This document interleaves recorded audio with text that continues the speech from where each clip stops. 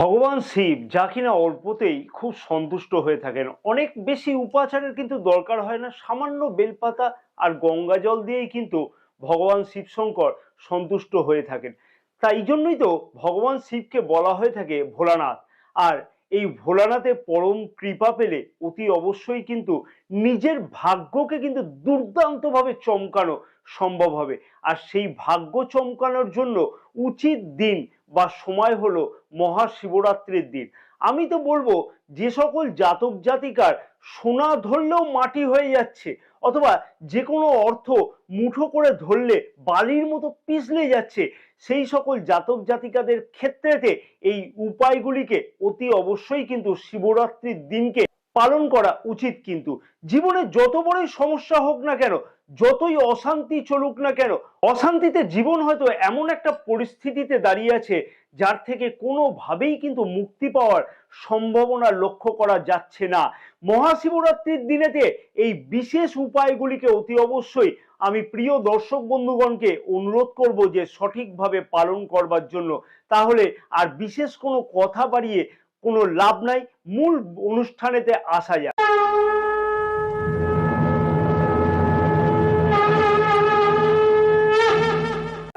নমস্কার প্রিয় দর্শক বন্ধুগণ, আমি শ্রী পরাশর তোমাদের সকলকে জানাই সাদর অভ্যর্থনা তোমাদেরই প্রিয় চ্যানেল দ্য ডাইরেকশন অফ ডেস্টিনিতে। আশা করছি প্রিয় দর্শক বন্ধুগণ সকলেই তোমরা বেশ ভালোই আছো। ভিডিও শুরুর পূর্বেই বলবো, যদি আমার সাথে কেউ পরামর্শ গ্রহণ করতে চাও তাহলে উপরে যে নাম্বার দেওয়া আছে সেই নাম্বারেতে হোয়াটসঅ্যাপের মারফতে অ্যাপয়েন্টমেন্ট বুকিং করাতে পারো।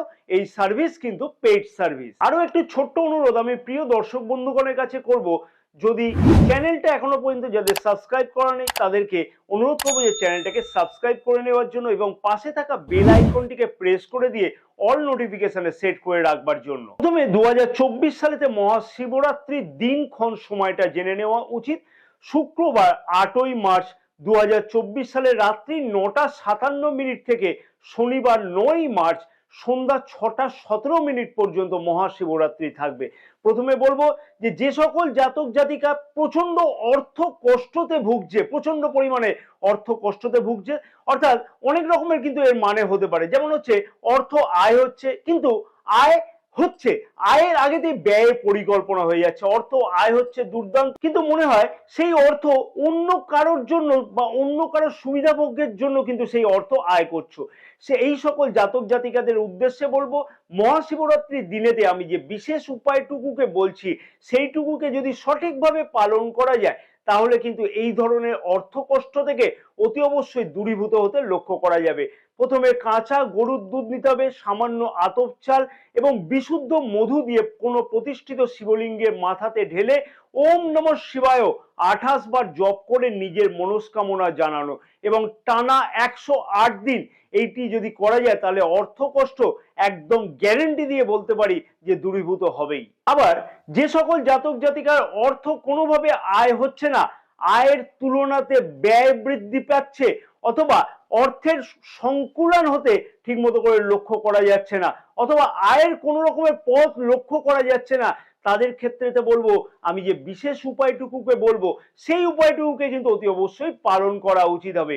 বেদানা, বেদানার দানাগুলোকে পিষে রস বার করো এবং শিবলিঙ্গের মাথাতে শিবরাত্রির দিনেতে ঢেলে আসো এবং শিবলিঙ্গের সামনেতে কিন্তু অতি অবশ্যই 28 বার ওম নমঃ শিবায় জপ করো এবং নিজের মনস্কামনা জানাও। এই ক্রিয়াটি কিন্তু টানা 3 মাস প্রতি সোমবার দিনকে করে যেতে হবে। অর্থাৎ শিবরাত্রির দিন থেকে শুরু করে টানা 3 মাসেতে যতগুলো সোমবার পড়ে সেই সোমবার পর্যন্ত কিন্তু এই ক্রিয়াটি যদি করা যায় তাহলে কিন্তু অর্থকষ্ট কোথায় যে দূরে চলে যাবে সেটা কিন্তু অতি অবশ্যই খুঁজে পেতে লক্ষ্য করা যাবে না এবং অর্থের আগমন কিন্তু যথেষ্ট পরিমাণে বৃদ্ধি হবে।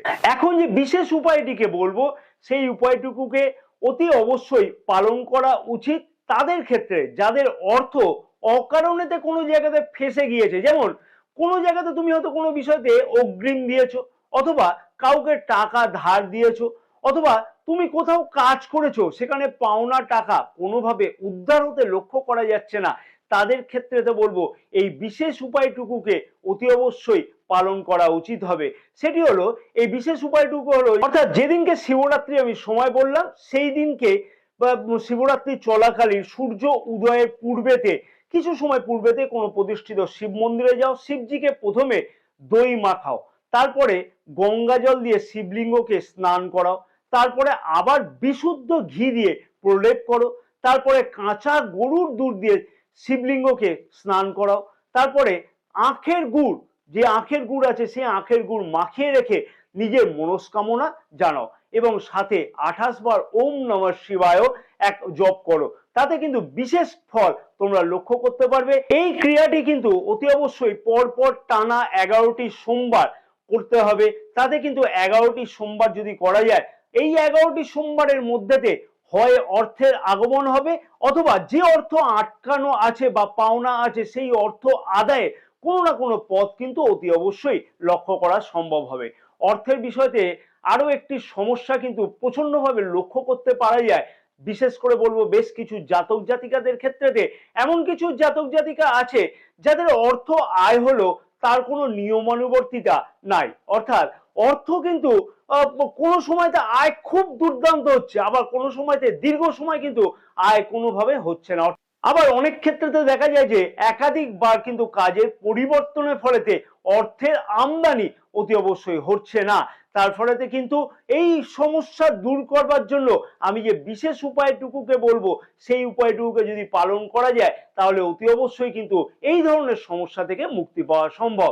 শিবরাত্রির দিন থেকে শুরু করতে হবে, অন্তত পক্ষে 6 মাসে প্রতিটি সোমবার দিনকে কাঁচা গরুর দুধ দিয়ে শিবলিঙ্গের মাথাতে ঢেলে অতি অবশ্যই একটা করে হলুদ মালা পরিয়ে দিতে হবে এবং সাথে কিন্তু জপ করতে হবে ওম নমঃ শিবায় বলে 28 বার জপ করো, নিজের মনস্কামনা জানাও। তাহলে কিন্তু এই সমস্যার থেকে অতি অবশ্যই তোমাদের মুক্তি পেতে লক্ষ্য করা সম্ভব হবে।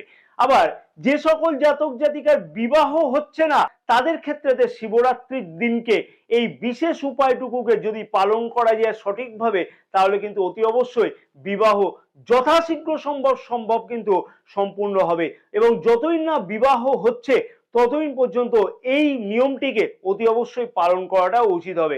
শিবরাত্রির দিন থেকে শুরু করে যতদিন বিবাহ না হচ্ছে ততদিন পর্যন্ত প্রতিটি সোমবার পঞ্চামৃত দিয়ে, অর্থাৎ কাঁচা গরুর দুধ, সামান্য দই, সামান্য গাওয়া ঘি, মধু এবং সামান্য আখের গুড় একত্রে মিশিয়ে শিবলিঙ্গকে অভিষেক করো এবং সাথে কিন্তু ওম নমঃ শিবায় মিনিমাম 28 বার করে জপ করো, মনোবাসনা জানাও। তাতে কিন্তু এই ক্রিয়া করবার পরে যথাশীঘ্র সম্ভব কিন্তু বিবাহ যোগ অতি অবশ্যই কিন্তু লক্ষ্য করা সম্ভব হবে। স্বামী স্ত্রীতে কোনো কারণে বনিবনা হচ্ছে না বা তৃতীয় কোনো ব্যক্তির প্রবেশের ফলেতে অযথা অশান্তি বৃদ্ধি পাচ্ছে, তার ফলেতে কিন্তু সংসারেতে ভীষণ কোনো অশান্তি লক্ষ্য করা যাচ্ছে, শিবরাত্রির দিনকে বলবো যে অতি অবশ্যই কিন্তু স্বামী স্ত্রী অশান্তি এই উপায়টুকুকে করলে অতি অবশ্যই কিন্তু অশান্তি দূরীভূত হবে। সামান্য গঙ্গা জল নিয়ে শিবলিঙ্গকে স্নান করাও এবং 28 বার কিন্তু ওম নমঃ শিবায় 28 বার জপ করো।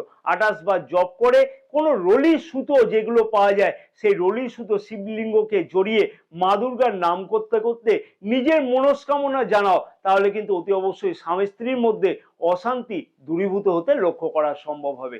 এবার আসি যাদের শরীর স্বাস্থ্য নিয়ে বিশেষ কিছু চিন্তায় আছে, অর্থাৎ ডাক্তার কোনোভাবে রোগ ধরতে পারছে না, একের পর এক ওষুধ খাওয়া হচ্ছে কিন্তু সেই রোগ সমস্যার কোনো ধরনের সমস্যার সমাধান আর হচ্ছে না, সেই সকল ক্ষেত্রেতে এই বিশেষ উপায়টুকুকে যদি পালন করা যায় সঠিকভাবে শিবরাত্রির দিন থেকে শুরু করে টানা 21টি সোমবার, তাহলে কিন্তু অতি অবশ্যই সেই রোগের থেকে মুক্তি প্রাপ্তি লক্ষ্য করা সম্ভব হবে।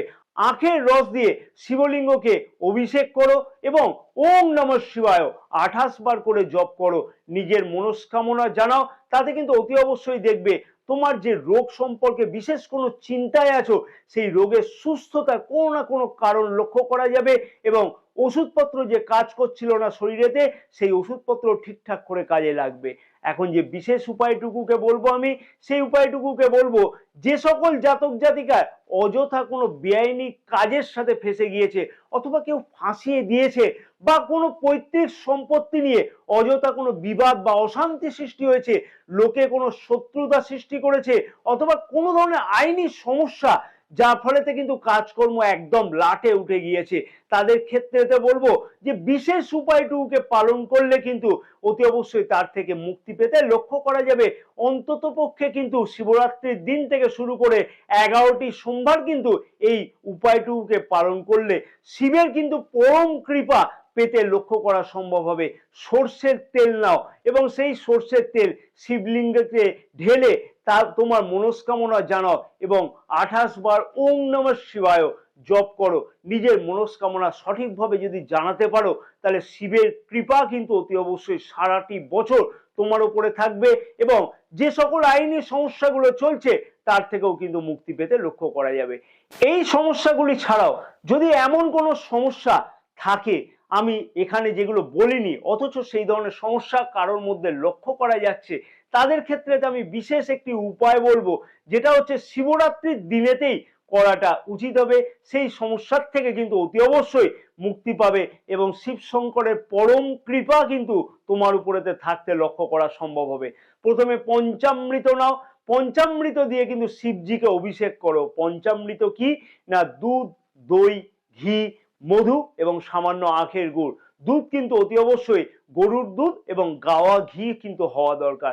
শিবলিঙ্গে অভিষেক করবার পরেতে 108টি বিল্লপত্র অর্থাৎ বেলপাতা নাও এবং সেই পাতার উপরেতে লাল চন্দন দিয়ে বেল ডাল দ্বারা ওম নমঃ শিবায় পাতার উপরে লেখো, শিবলিঙ্গের মাথাতে অর্পণ করো এবং একটা ধুতুরা ফুল ও একটা ধুতুরা ফল শিবজিকে অর্পণ করো এবং একটা বেল অথবা তোমার প্রিয় এমন কোনো মৌসুমী ফল, যে ফলটা অতি অবশ্যই টক যাতে না হয়, সেই ফলটাকে শিবজিকে অর্পণ করো, নিজের মনস্কামনা জানাও। এবং আরেকটা কথা মনে রাখবে, সারাটি বছর কিন্তু যে ফলটা তুমি অর্পণ করছো শিবজিকে, সেটা কিন্তু একদমই খাবে না। তাহলে কিন্তু অতি অবশ্যই দেখবে তোমার যে সমস্যা আছে না, সেই সমস্যা থেকে মুক্তি পাওয়া যাবে এবং শিব শঙ্করের পরম কৃপা তুমি কিন্তু সারাটি বছর পেতে থাকবে। আশা করছি পুরো ভিডিওটা তোমাদের কাছে যথেষ্ট কিছু ইনফরমেটিভ লেগেছে। ভিডিওটা দেখবার পরেতে যদি তোমাদের ভালো লাগে তাহলে কিন্তু একটা লাইক করতে ভুলবে না এবং কমেন্টসে কিন্তু হর হর মহাদেব কথাটিকে লিখতে কিন্তু একদমই ভুলবে না।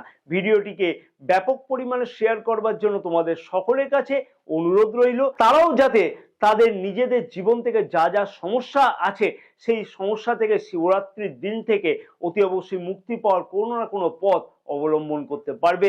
তোমার দ্বারাই কিন্তু সেটা সম্ভব হবে। হর হর মহাদেব। আমার প্রিয় দর্শক বন্ধুগণকে জানাই মহাশিবরাত্রির অনেক শুভেচ্ছা এবং সকল প্রিয় দর্শক বন্ধুগণে যেন সমস্ত মনোভীষ্ট কামনা যেন পূর্ণ করে থাকে শিব শঙ্কর।